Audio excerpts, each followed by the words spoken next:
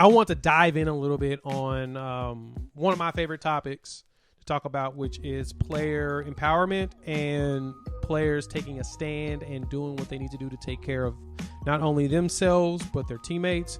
But the Pac-12 players have standing united and have decided that they can potentially opt out as a unit if certain demands are not met, based upon an article that they wrote for the Players Tribune and some tweets that were sent out by these particular players. So, of course, we know that the Pac-12, the SEC, the Big Ten, the ACC, all of them are going to a conference-only schedule. The Big 12 just announced they're going to do a 9-1. So they're going to do 9 conference games with 1 non-conference game. So they'll have 10 just like everyone else. More so to minimize the travel that they're going to be doing in the middle of this pandemic. This is what the decision they made to do. So a lot of the college players are concerned about not only their own safety, but also the fact that they're cutting back on other sports because of financial situations. They know that the money is there. And I feel like this is now going to be a movement for these players to really start asking to get paid. It is. It's time to pay the players. There's no excuse at this point.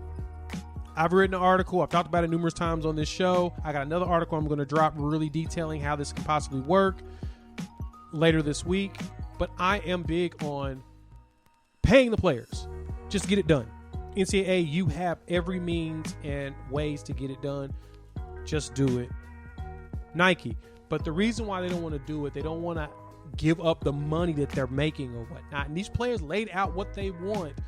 This is their demands. And the beauty of it is most of this in here, this all centers around racial injustice and social justice. And so I'm proud of these players for finding the voice, unbeknownst by themselves, that they exist, and leveraging it here on this platform. So this is kind of some of the things that these players are asking for. These are some of the changes they're asking for, and these are all top players. I mean, future first-round draft picks asking for this stuff.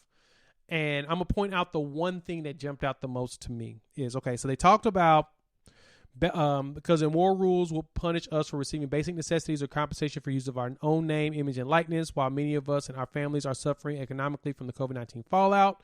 We are united. This was put on here by Panay Sewell. I think that's how you pronounce it. I'm very bad with pronouncing names, and I haven't searched how it is. But because we should be included in equitably sharing the revenue our talents generate, especially in a pandemic. There it is. Pay the players.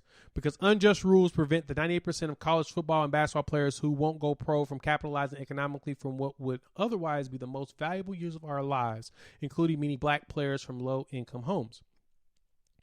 Because eliminating lavish salaries and faculty expenditures to preserve all sports must be prioritized.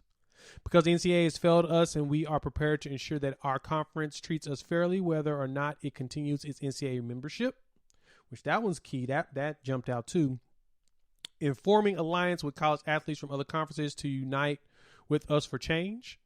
And hashtag we are united on our commitment to secure fair treatment for college athletes. Due to COVID-19 and other serious concerns, we will opt out of the Pac-12 fall camp and game participation unless our demands are guaranteed in writing by our conference to protect and benefit both scholarship athletes and walk-ons. We are united. So this group has created a whole bunch of controversy within the conference because not only are these top players, but we have some middle of the road players that have joined in on this, and some coaches have made some statements, which I will talk about in the next segment, impossible punishment. But the key thing here to me is this is the perfect example of leveraging your platform and fighting for those without a voice and fighting with those without the ability to fight for themselves or speak up for themselves.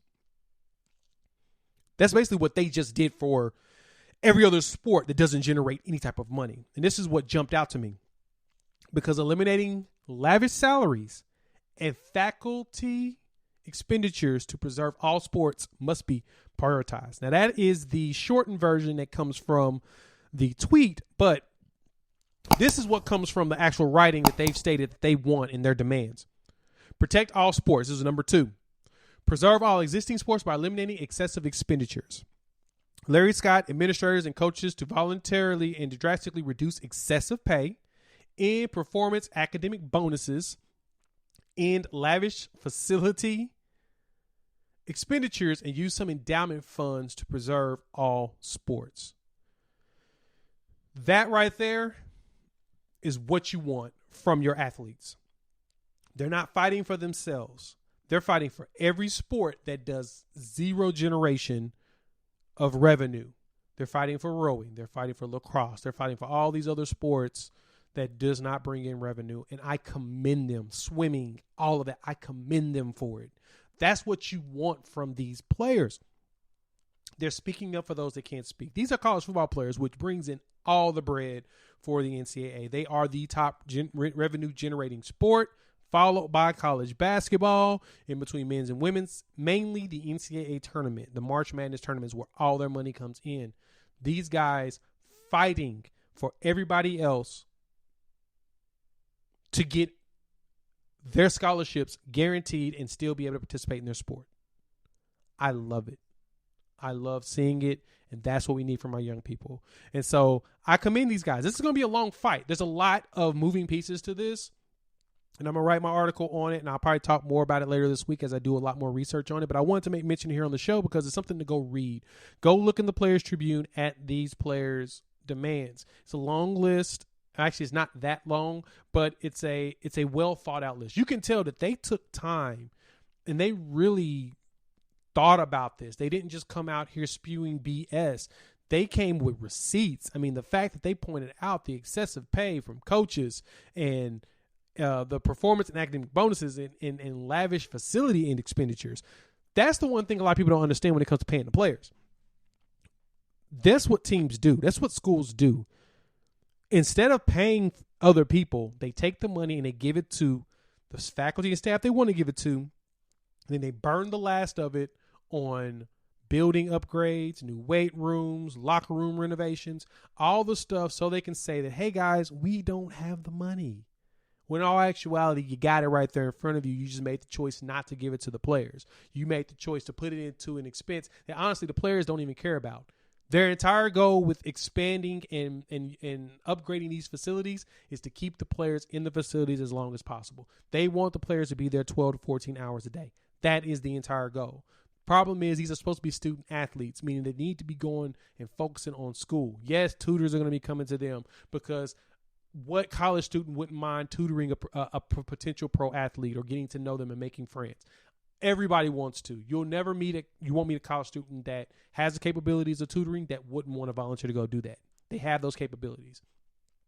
But you don't have to put all that money into just your facilities. Give the players some of the money. You can give them a cut if you really wanted to. But that's the thing. Colleges and the NCAA, they're too greedy when it comes to their money. They want that to put in their pocket, and they're finding more excuses to spend it on themselves than they are trying to find a way to pay the players. It can be done. There's way more than enough money to do it. And the hurdles that people are creating are all excuses, which are tools of incompetence used with monuments and nothingness. And those who specialize in using them seldom amount to anything. And this is exactly what we're seeing when it comes to college sports and not paying the players. So tell me what you want to do. Give me your excuse. Lie to me and yourself all you want to. But guess what? The players got the receipts. And they know that all they got to do is keep pulling these buttons. All I got to do is keep pushing them buttons. Pulling stuff. Letting you know. We know the jig is up. We know exactly what you're doing. We know it. And so keep playing. This player's going to get you.